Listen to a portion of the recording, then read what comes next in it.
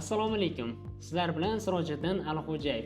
Bugun sizlar bilan omborni to'g'ri boshqarish va inventarizatsiya haqida gaplashamiz. Omborni to'g'ri boshqarish degani o'zi nima?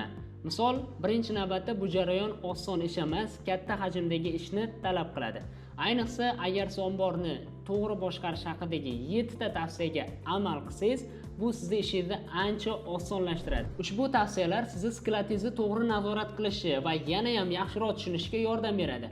Bo'lmasam boshladik. Birinchi maslahat omborni to'g'ri rejalashtirish. Sklad haqida gap ketganda, rejalashtirishda eng oxirga qoldirib bo'lmaydigan element sifatida qarash kerak. Eng muhimi, omborxonani rejalashtirishda shunaqangi bir ishonch hosil qilish kerakki, eng ommabop va tez sotiladigan mahsulotlarga tez yetib borish mumkin bo'lsin. Agar siz aravali, vilkali texnikalarni ishlatadigan bo'lsangiz, yoki shunaqa ko'targichlarni ishlatadigan bo'lsangiz, skladda shunaqangi bir joy qolishi kerakki, ularni bemalol yurish uchun va xavfsiz ishlash uchun joy yetarlicha bo'lishi kerak. Eng muhim masala, har bir narsa uchun joy yetarli rejalashtirilgan bo'lishi muhim sanaladi. Uchinchisi, omborda bo'lar bo'lmas kerak emas mahsulotlarni hammasini olib chiqib tashlash kerak. Ko'pincha omborda kerak emas, eskirgan narsalar bilan to'lib qoladi. Bu omborda harakatlanishga va u yerdagi mahsulotlarni joylashtirishga ko'pincha xalaqit beradi va tartibsizliklarni keltirib chiqaradi. Shuningdek, omborni to'g'ri rejalashtirganda xodimlaringiz o'sha mahsulotlarni tez va samarali topish kerak bo'ladi va yodda saqlash kerak bo'ladi. Ombor rejalashtirilganda inventarizatsiyani osonlashtirish uchun ham qulay bo'lishi shart. Hozirgi kunda ancha zamon rivojlanib ketgan, do'konni yoki skladda zaxiralash, uni boshqarish bo'yicha har xil dasturlar kelib chiqqan, elektron hisob-kitob, u hozirgi paytda qo'lda boshqarganda, qo'lda sanagandan ko'ra ancha osonlik tug'diradi. Lekin bu narsa haqida keyinroq gaplashamiz. Keyingi maslahatga o'tadigan bo'lsak, kerakli narsalarni topishda osonlashtirish uchun markirovkadan foydalaning. Mahsulotlarni saqlash, ularni to'g'ri joylashtirish ham muhim sanaladi. Shtrix bilan markirovka qilish ham muhim katta ahamiyatga ega. Ayniqsa ushbu usullar barcha mahsulotlarni qayerda joylashgani va ularni tezroq topish uchun xodimlarga ham ancha yordam bo'ladi. Xodimlarni klientlarning buyurtmalarini yoki mahsulotlarini yetkazib berishda do'konlarga oson va tez yetkazib berish uchun qulay sharoit yaratib berish kerak bo'ladi. Hozir shtrix kodlardan tashqari zamonaviy texnologiyalar, zamonaviy hisob-kitoblar va dasturlash haqida ham gaplashamiz. Shu o'rinda aytib o'tish kerakki, xodimlarning xavfsizligini ham ta'minlash zarur. Ularning xavfsizligi muhim ahamiyatga ega.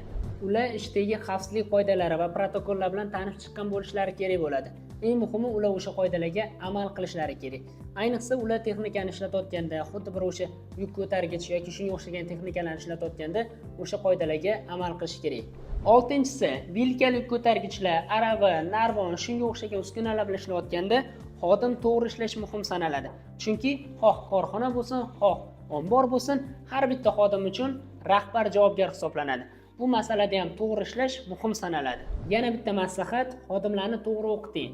Ular xavfsizlik qoidalari va uskunalarni to'g'ri ishlatishdan tashqari, mahsulotlarni to'g'ri joylashtirish va ularni skladdan to'g'ri olib chiqib ketish qoidalarini ham bilish kerak bo'ladi. Skanerlarni qanday qilishni, buyurtmalarni qanday bajarishni va maksimal darajada ishlash usullarini o'rgatish muhim sanaladi.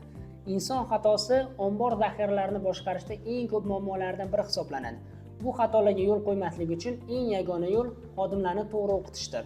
Umuman olganda hisob-kitob ishlari qo'lda yuritiladigan omborxonalarda juda ham sekin ish bo'ladi va ko'p xatolar bo'ladi. Masalan, agar siz 1000 dan ortiq mahsulotlaringiz bo'lsa-da, ularni javonda turishlarini tartibsiz joylashgan bo'lsa, zarur mahsulotlarni tez topishingiz qiyin bo'ladi. Bitta mahsulotni xaridorga yetkazib berish uchun qancha vaqt ketadi deb hisoblaysizlar? Meni nazarimda bitta qutini topish uchun 20-30 minut vaqt ketadi. Ya'ni eng qizig'i o'sha qutini topganingizdan keyin o'sha mahsulot bo'lmasa-chi, unda nima bo'ladi? Vaqt bekorga sarflangani qoladi. Shuning uchun hozirgi kunda zamonaviy dasturiy ta'minotlardan ham foydalanish kerak bo'ladi. Masalan, mobil shtrix kod orqali qaysi mahsulot qayerda turibdi, qachon qayerga kirib kelgan va qachon chiqib ketganini bemalol nazorat qilsa bo'ladi. Ana o'shanda bu usul tufayli hisob-kitob ishlari ancha joyiga tushib qoladi. Ombor balansida qanaqa mahsulotlar borligini shunchaki hisob-kitob yurishi ham muhim sanaladi. Keyingi maslahat, sotilmayotgan mahsulotlarni zaxiralashni bas qiling. Chunki javonlarda hech qachon kamaymaydigan mahsulotlarni ham sezishingiz mumkin. Bu shunchaki zaxira bo'lib turganidan emas, sotilmayotganidan darak beradi. Bunaqa sekin sotilayotgan mahsulotlar shunchaki ombordagi qimmatli joylarni egallab turgani qoladi xolos. Siz sotilmayotgan mahsulotlarni shunchaki bilishingiz kerak va ularni assortimentdan chiqarib tashlashingiz kerak bo'ladi. Shuningdek, kompaniya uchun bu mahsulotlarni qanaqa sotish yo'llarini ham o'rganib chiqishingiz kerak. Sotilmayotgan mahsulotlarni tezroq sotish uchun ularga chegirma bering. Chunki omboringizda bo'sh joy yaratish siz uchun muhim va qimmatli sanaladi. Har qanaqa bo'shagan joyga tez va ommabop sotilayotgan mahsulotlarni o'rnima-o'rin to'ldirib qo'yish kerak bo'ladi. Bu narsa sizga mijozlarning yangi mahsulot olib kelishiga, mijozlarga mahsulot yetishmovchiligini oldini olishga yordam beradi va kerak emas mahsulotlarga, ayniqsa mashhur bo'lmagan yoki rentabellik bermaydigan mahsulotlarni saqlashdan ko'ra ancha foydali. Keyingi maslahat: omborni boshqarish tizimidan foydalaning. Omborni boshqarish tizimi katta ish ekanligini u siz gapirgan gaplarimdan bilib turibsiz, ammo bu ishni osonroq va qulayroq qilish mumkin. Omborni boshqarish tizimi hozirgi kunda bozorda mavjud bo'lgan ko'plab dasturlarda, smartfonlarda ham ishlaydi. Shuning uchun xodimlarning zaxiralarini tekshirish yoki buyurtmalovchi mahsulotlarni tanlashda, skannerlashda foydalanish mumkin. Qarang, hammasi juda ham oddiy. Mobil telefon olinadi, unga dastur o'rnatiladi, bo'ldi. Shtrix kod skanerlaridan tashqari mavjud bo'lgan QR kodlari ham bor. Ularni oddiy telefonning kamerasi orqali skanerlash mumkin va yangi mahsulotlarni hisobga olish mumkin. Zamonaviy mobil ilovalar, shuningdek, u ilovalar orqali siz qaysi mahsulotlaringizni qachon muddat tugashini bilib turasiz va ularni tezroq sotib olishga harakat qilasiz. Shunda siz pulingizni umuman yo'qotmaysiz. Pulingizni yo'qotmaslik uchun barcha xodimlarga maxsus ilovalarni o'rnatib, hisobni to'g'ri yurg'izish, muddati o'tgan mahsulotlarning jadvali, yetkazib berilgan mahsulotlarning jadvali, qaysi mahsulotlar tezroq sotilyapti, qaysi biri skladda qolib ketyapti, o'shalarni nazorat qilib turish mumkin. Umuman olganda ancha pulingizni ekonom qilasiz. Endi samarali inventarizatsiya haqida gaplashaylik, chunki omborda samaradorlikni oshirish uchun inventarizatsiyaning o'rni juda ham katta.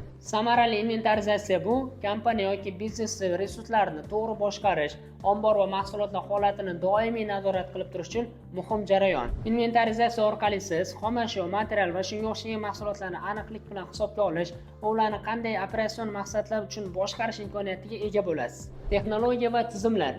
Texnologiyaning rivojlanishi inventarizatsiya jarayonini osonlashtirdi. Mobil telefonlar, RFID tizimlari va mahsulotlarni real vaqt jarayonida kuzatish imkonini beradi. Shtrix kodlar va QR kodlar bilan ham osonlik bilan inventarizatsiya qilish mumkin. Planlashtirish va tartib. Metal stilajlar orqali ombordagi mahsulotlarni tartib bilan joylashtirish mumkin. Ayniqsa, ular saqlash joylarini optimallashtirishga yordam beradi. Mahsulotlar o'rtasidagi masofani qisqartirib, mahsulotni tezroq topish imkoniyatini beradi. Samaradorlik. Metal stilajlar nafaqat mahsulotlarni to'g'ri joylashtirish, balki ularni himoya qilib, ziyonni kamaytirishga yordam beradi. Metal stilajlar uzoq muddat foydalanishga mo'ljallangan bo'lib, ular yordamida inventarizatsiya qilish, omborni to'g'ri boshqarish ancha samarali va arzon bo'ladi. Videoni tomosha qilganingiz uchun katta rahmat. Ma'lumotlar foydali bo'lgan bo'lsa, kommentariyada fikringizni yozib qoldiring.